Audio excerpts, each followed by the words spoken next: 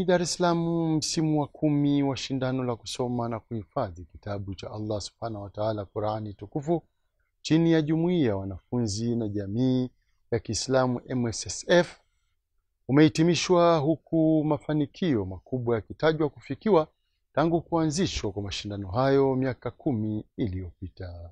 Taarifa yake Aisha Mpatila inasimuliwa naye Nuhu Stima. Innahu qad jaa amru rabbik wa innahum atihim adabun ghayru mardud. Ni moja kati ya washiriki 17 waliochuana katika shindano la kuhifadhi Qur'ani tukufu chini ya Jumuiya ya Wanafunzi na Jamii ya Kiislamu MSSF yenye maskani yake makuu Tabata jijini Dar es Salaam. Jaji kiongozi wa shindano hilo, Ustadhi Abdallah Hamisi Lingumba, amesifu uwezo ulioonyeshwa na vijana, hasa wanafunzi wa shule ya msingi na sekondari, katika kusoma na kuhifadhi kitabu cha Allah Subhanahu wa Ta'ala.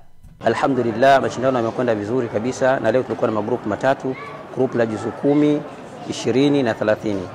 Alhamdulillah, tumaliza mashindano yetu vizuri kabisa, na mashindano yalikuwa yana ushindani mkubwa sana. Kwa kweli vijana wameonyesha ushindani mkubwa, wako vizuri alhamdulillah. Nawahusia washiriki kwamba wasivunjike moyo.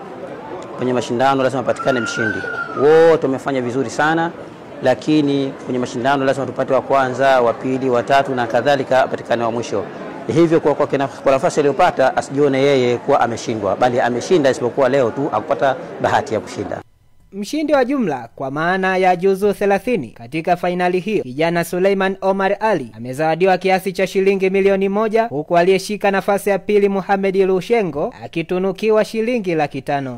Alhamdulillah, katika mashindano haya tumetoa zawadi ya mshindi wa mwanzo katika juzu 30, amechukua shilingi milioni 1.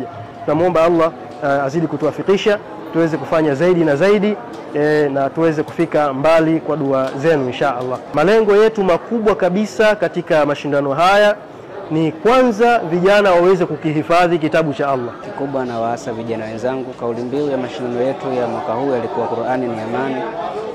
Na waasa vijana ambao bado hawajajikita kwenye Qur'ani, tujikite sana kwenye Qur'ani, kwa sababu ndio kitu pekee ambacho kinaweza kuwa ni ufunguzi wa maisha ya hapa duniani na kesho akhera, tofauti na kitu kingine chochote.